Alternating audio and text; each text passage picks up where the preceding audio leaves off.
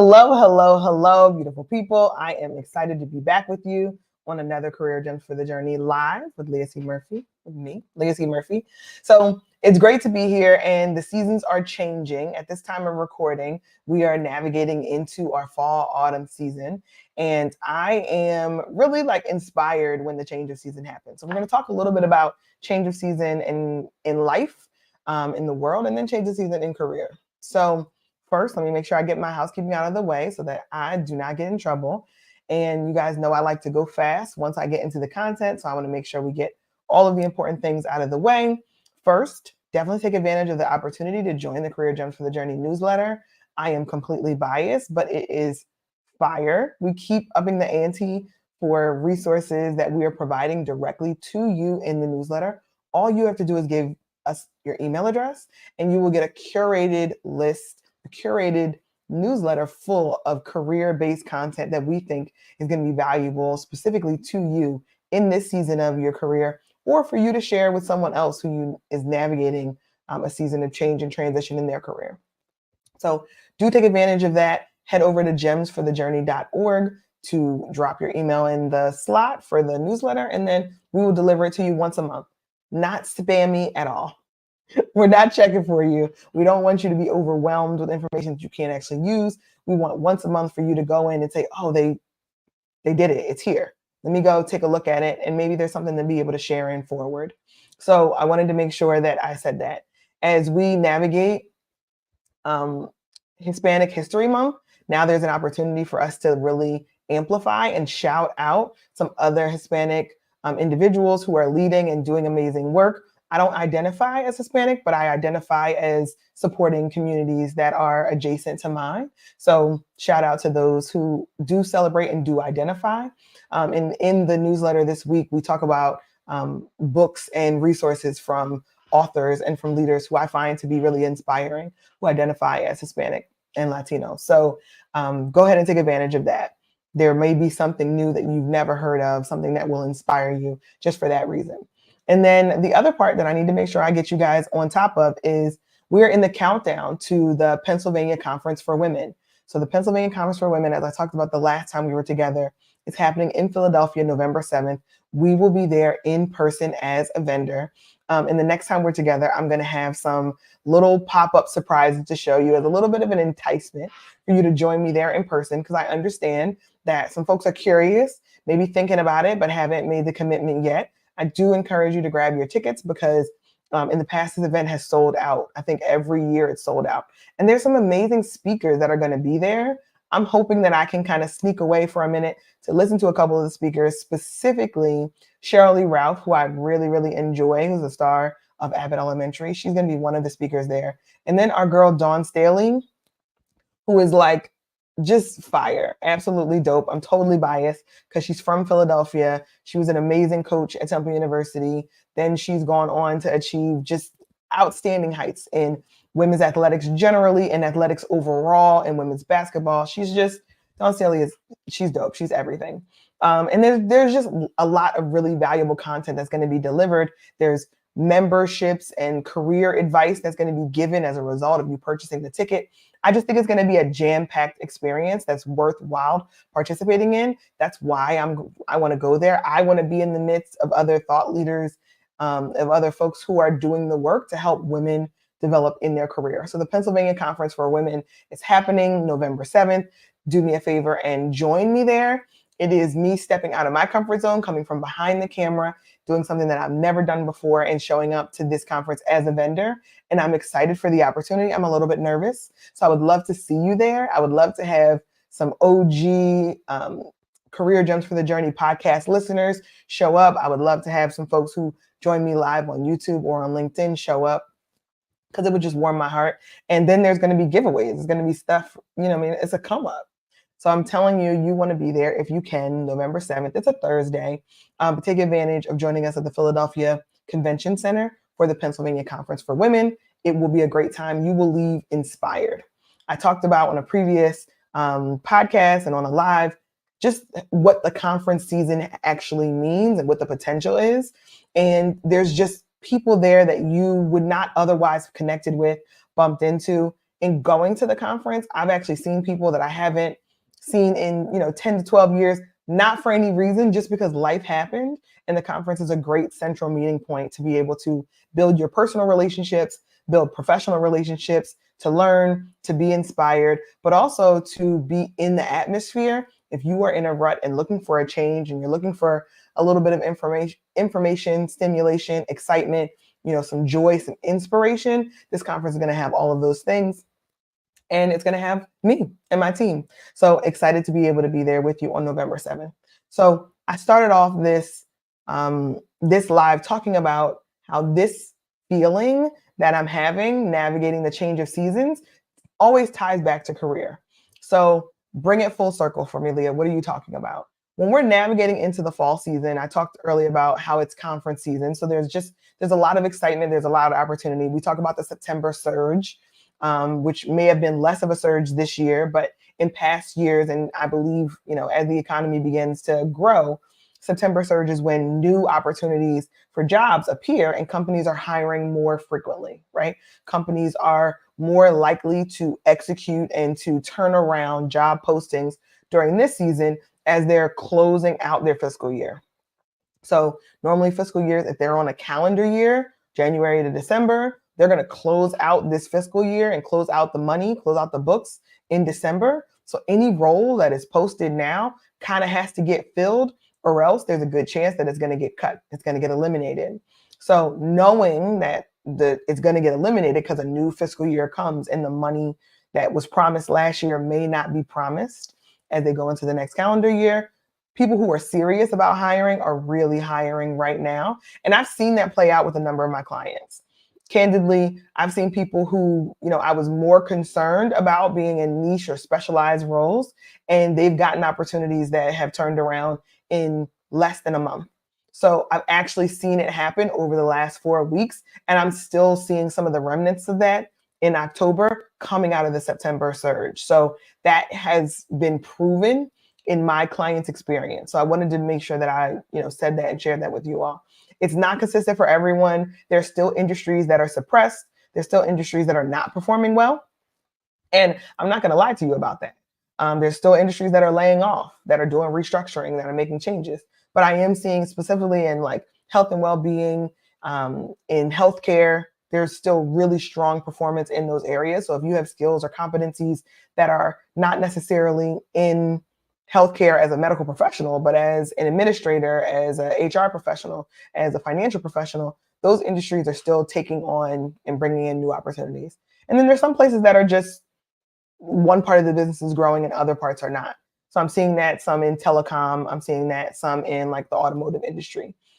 So lots of things that are happening now. If you've been investing, I think now is a good time to continue to invest, and using conference season as like a 1-2 punch of you investing in your personal brand online, whether that's LinkedIn or whether that's Career Builder or whether that's the other platforms, plus the September surge opportunity that's now like lingering out in October. There's a lot that could benefit you there if you've been doing the right things and making the right investments. And if you need support in that, making the right investments, doing the things that are going to get you noticed by recruiters in a really thoughtful and intentional way, not just for volume's sake, like I just got a bunch of numbers, but actually that are going to carry you through to being selected into the interview pool, doing first, second, third round interviews, and then getting the opportunity. Reach out to us at careerjumpsforthejourney.org. We can help to support you strategically building your strategy, aligning to what makes sense for you in this season of your career. So the fall is here. We're making a seasonal change. And I wanted to just remind us that this is something that we're not only navigating externally, but sometimes internally. We start to feel a little bit of a downhill. I personally start to feel a little bit of a downhill. The summer is over. The weather is getting colder. Things are getting a little bit less outdoor fun and kind of excitement. And that can sometimes translate into us losing a little bit of our motivation, losing a little bit of that shot in the arm as we think about taking on a new opportunity. And what I wanted to say is, if you're feeling a little bit of a loss of motivation, then that really may be a signal that what you're doing is not really that powerful for you. It's not that inspiring. You're not that bought into doing the work, because Oftentimes, we take roles, we take jobs, we work for organizations because it's the right thing to do at that moment, but it's not enough to inspire us, right? We're not getting up every day super thrilled and excited because we absolutely love our jobs. And I understand that. I understand not being in love with our job at this moment. I also understand sometimes losing a little bit of the motivation to pursue something else and being really comfortable where we are. And that comfort for us is protective in some way, but it also means our comfort zone is narrow and we're not growing. So we're not stepping outside our comfort zone. We're not taking the kind of risks that we want to take that are going to be healthy and productive for our career. So I want to encourage us, and we're starting to feel that lack of motivation, to lock into other people in our network, to start surrounding ourselves with people who are motivated to do what you're trying to do, to start to introduce yourself to new rooms and new opportunities. If now you're just in a quiet season where you want to take it easy and you want to fall back because you're at risk for a burnout or a bigger concern, I understand that. And I want your well being and your health to always be the first priority as we're navigating this life. But if you do want to motivate and you do want to take it to the next level, you want to make a transition in your career, you want to get into entrepreneurship, you want to transition into academia from corporate or vice versa, or corporate into academia, or make any kind of transition, being in the right rooms with people who are also looking to accomplish something new in their life and career can just make all the difference. So sometimes it's a matter of joining that professional organization, as we talked about on other lives, but it also can be, am I consuming the right information, right? I think all the time about reading business journals and reading things like, the Wall Street Journal or Fast Company magazine and all of those types of publications, whether it's online or whether it's in a hard copy. And, this is not a sponsored, recording, but those types of publications have always inspired me to think differently about what I'm doing and how I can get closer to what I am value aligned to, what I'm excited about.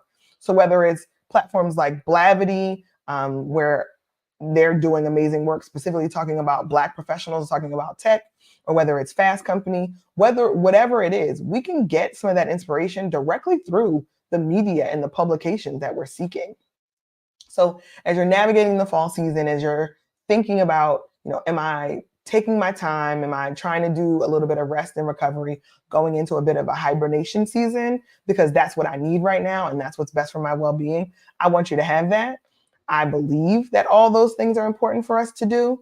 But if you're also trying to figure out, but if you're different and you're not looking to hibernate and you're in a different season and you want to make a change, and the season changing is maybe deterring you some, there is some opportunity to sustain that inspiration, and that inspiration can turn into action. So I think about it just simply through publication, whether you're talking about business journals or whether you're talking about other magazines or other platforms.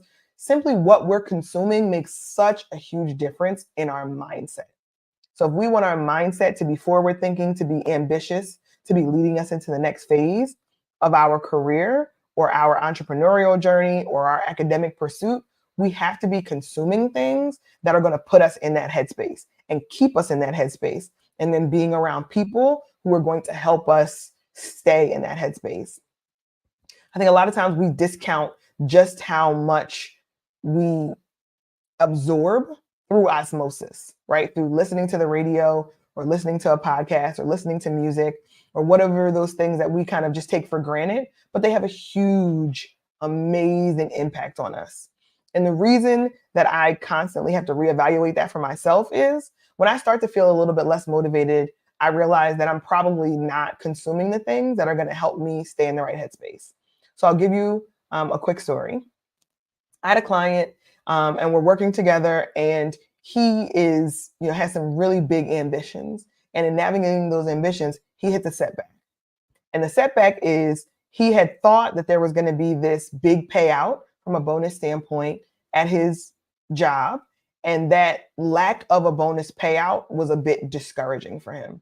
So he has this ambition to be a CEO or to be a COO and to be this really talented leader in an organization and to bring all of his experience and all the value proposition that he has to add to an organization. And he's doing that work, but the company doesn't perform well. They have a bad year. His division doesn't perform. They didn't get some work and project that they thought they were going to get. So now they're at a position where they're not going to get a bonus. And not getting a bonus in his situation was very, very discouraging because a lot of his compensation was based on the bonus. So when we hit those kinds of instances where we're feeling discouraged because what we projected or what we planned for didn't align, what he had to do then was to check in with himself. Do I really want to stay this path? Is this what's right for me? Right? Do I believe that I want to continue to invest at this level in this organization or in this pathway for my career? Or am I deciding that I want to regroup, figure out something different, take my skills elsewhere? So looking at other industries and doing the connection and relationship building, looking at publications in his industry specifically and saying okay, now I realize that industry wide, there is something that's happening. Keeping his pulse on what was happening elsewhere outside of his organization allowed him to say, okay, this is not an individual problem. This is happening across the industry. And maybe 2 years ago, it was happening in a different industry. So his inspiration was no longer attached specifically to himself and his company, but more focusing on the long game for his career, focusing on what I want to do, what I want to accomplish, what impact that I want to create, and doing that through the work he's doing, but also through his team. But looking at things like other organizations and industry publications can make a huge difference because oftentimes we're so laser focused and head down inside of our organization that we forget that there are all kinds of other factors that are happening. Sometimes companies that don't have great external insights can be too insular and too inside focusing. So that exercise that we were able to do just to say, let's take a pulse, let's take a litmus test of what's happening elsewhere in your industry before you start to jump ship, right? Being frustrated by a 1-year experience. But listen, when you work in a publicly traded company, when you work in organizations that have a bonus structure, bonuses are not guaranteed. So if your sole motivation, if your sole inspiration is driven by whether or not I'm going to get that bonus payout this year, it's a good time to think about what else? What else am I motivated by? Why am I doing this work? Why do I want to continue to pursue this organization at this period in time? Because if the bonus dries up, do you still want to be there? Because the bonus could dry up. That's why negotiating compensation as a total compensation, not just on salary or bonus, is so important because there's times where companies just don't perform well. And that directly impacts your bonus. So to bring it full circle, using your resources at your disposal to think through, 1, if the bonus dries up, do I still want to do this work? And then 2, what are the sources of information that you are seeking out to influence your thinking, to influence what you're doing, why you're doing it, and making now the time for you to pivot and make a decision to do something else versus to stay put. So if you don't have good sources of information, if you don't have good tools that are leading your industry or that are talking to you about business and the work that you're doing that you can kind of tie back to your career specifically, I really encourage you to think about that today. I encourage you to think about relationships, conferences, people, individuals that you can be inspired by and that you can follow and kind of use platforms to your advantage. But also think about what is the media that you're consuming. And does that media allow you to be inspired, not fearful, not always stressed and concerned? Does it allow you to kind of look into the future and be aligned or inspired, or are you not? And then when some adversity comes, because inevitably it's going to come, it comes in every life, then you're railing, then you're confused, you feel like you're in free fall. There's so much for you to reevaluate. If you're getting a steady input of valid, useful, productive information about your career, about what's happening in the economy, about your specific industry, it gives you an opportunity to be able to weather some of the storms and adversity if it's meant for you to stay put. But it also gives you good information to decide, there's a pattern here and I'm not liking the pattern. So let me figure out what my other plan needs to be. So as you're navigating this season, if you're going into hibernation, because it's time to chill, time to focus on your well-being, time to rest, recover, spend some time outside of what you may feel like a rat race, because it is, then take the time. Take the time to hibernate and take it easy and enjoy taking good care of yourself. But if you're motivated and you want to do something new and you're looking for new opportunities, now is also the time for you to start thinking about your sources, identifying the people, the places, the publications that are going to help you keep an eye on the things that are important to you for your life and for your career.